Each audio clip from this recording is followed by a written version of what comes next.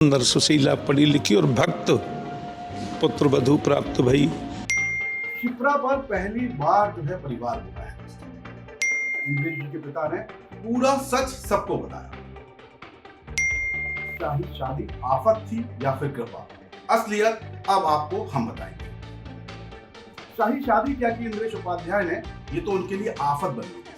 High profile शादी की तस्वीरों ने सोशल मीडिया पर आग लगा दी, लेकिन इसके साथ ही शुरू हो गया विवादों का एक नया दौर। जी दरअसल हम दूसरों के जीवन में जो है कितनी दिलचस्पी लेते हैं, इसकी वानगी अक्सर देखने को मिल जाती है। दरअसल सोशल मीडिया पर, मतलब कि इस फील्ड के भर भर कर देखी जाती है। ऐसे में आज हम जो इंद्रेश जी यानी कि जय जय के घर से आपके लिए लेकर आए हैं, वो उनके चाहने वालों के लिए तो बहुत अच्छा है, लेकिन जो लोग उन पर आरी कटारी लेकर इंद्रेश जी और उनकी धर्म पत्नी शिप्रा पर टूट पड़े हैं, उनके मुंह पर तमाचे की तरह है। क्योंकि आप चाहे एक शादी बताएं, शिप्रा की 2 शादी बताएं, उसे तलाकशुदा बताएं, उसकी खूब तस्वीरें वायरल करें, खूब भर भर कर अफवाहें फैलाएं, उसका कोई भी फायदा नहीं।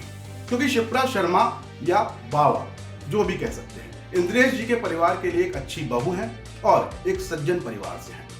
गुण और ग्रह भी साथ मिलते हैं। अपने ससुराल वालों की चहेती हैं। ये सब बातें मैं हवाओं में नहीं कर रहा।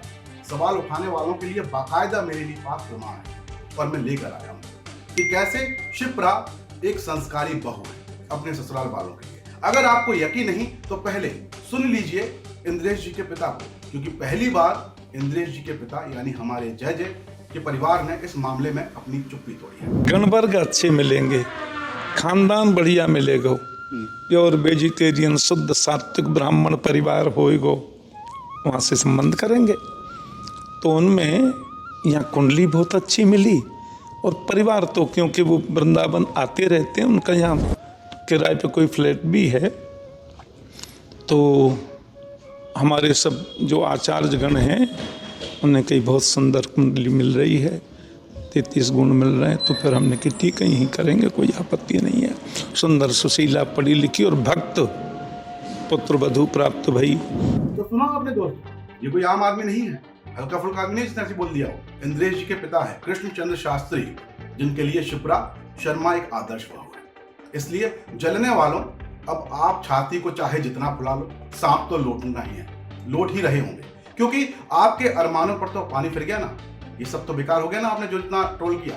ये सब सुनने के बाद देखिएगा थोड़ी सा कहीं कानों से कुछ लाल लाल तो नहीं निकल रहा हो तो थोड़ी देर के लिए इंद्रेश जी को प्राइवेसी दीजिए।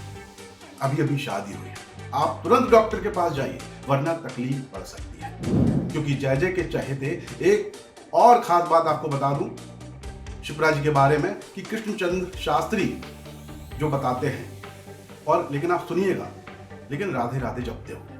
अब हम दुनिया को उपदेश करें धर्मशास्त्र के बारे में, तो उसका स्वयं अनुपालन स्वयं भी करना चाहिए। इसी विधा को अंतर हृदय में जागृत करके संत महापुरुषों का आदेश हुआ, बिल्कुल वैदिक विवाह महोत्सव ये होना चाहिए। और वैदिक परंपरा अनुसार, वैदिक रीति से और संत कृपा से ये कार्यक्रम हुआ।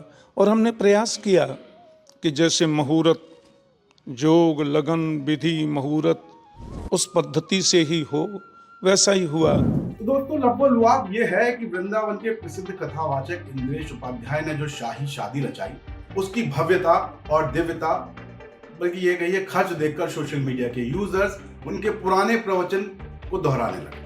लोग पूछ रहे हैं कि क्या सादगी का पाठ पढ़ाने वाले गुरु को इतनी शाही शादी शोभा देती है।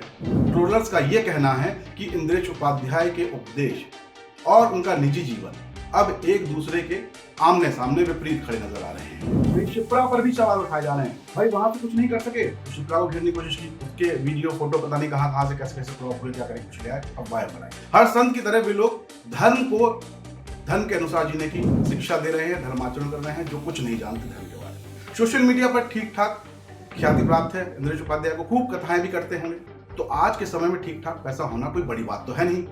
अब किस प्रकार से वो शादी करते हैं, किससे करते हैं, प्रेम विवाह करते हैं यानी कि लव मैरिज या अरेंज मैरिज करते हैं, इसे जानने में इतनी दिलचस्पी आखिर क्यों है? जानना भी है तो थोड़ा बहुत जानिए और फिर वापस चलिए जो उन्होंने बताया। हम क्यों जानना चाहते हैं कि उनकी पत्नी कैसी हैं, कहाँ की हैं। लोग ये कहते हैं कि भाई आमिर की जो 5 स्टार होटल में इतनी राशि ठाक बाट के साथ उन्होंने शादी करी थी, वो नहीं करनी चाहिए। उनका विवाह अंतरजातीय है, ब्रज से बाहर की लड़की लाए हैं, वैद्य विवाह नाम देकर आधुनिक ब्याह करिया है।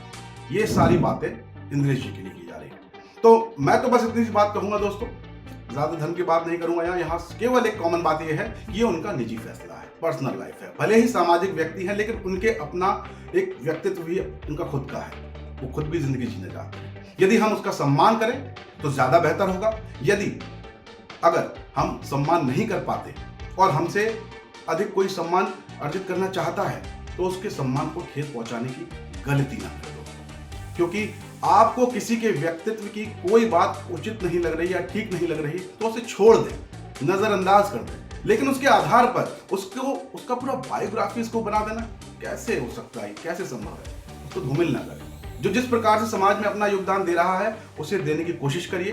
कथावाचक आपको जानबूझकर नहीं लौटते, ना आपके घर पे आते हैं, ना आपसे कहते हैं कि आप जितना पैसा दीजिए हम। ये आप हैं जो स्वयं उनको इतनी अहमियत देते हैं। पहले आप सिर पर बैठाते हैं, फिर जरा सी बातों पर उनको अर्श से फर्श पर लाने की कोशिश करते हैं। लेकिन वो जिस अर्श पर हैं वो बहुत ऊंचा है, वहां पहुंचने की कोशिश अब मत करिए, क्योंकि गाहे बगाहे जितनी बार वो राधे राधे या फिर ईश्वर का नाम लेते हैं शायद हम उतना नहीं कर पाते। तो ईश्वर से ज्यादा नजदीकियां तो उनकी होना वापस। आप भी इस बात को समझ सकते हैं और समझ भी रहे होंगे, आपके अंतर मन में लोग जानते भी होंगे, लेकिन आप ये कह नहीं सकते। बाकी यही कहूंगा कि इंद्रेश उपाध्याय और शिप्रा शर्मा, आप चाहे शिप्रा बाबा कह लें, उनको थोड़ा सा प्राइवेसी दीजिए। नई नई जोड़ा है, नई नई शादी हुई है, थोड़ा बहुत एंजॉय करने दीजिए। बाकी जो कुछ उनको करना है अपने परिवार में रह के वो करेंगे। कैसा जीवन जीते हैं आप भी देखेंगे, हम भी देखेंगे, लेकिन वो भी उनकी पर्सनल लाइफ होगी।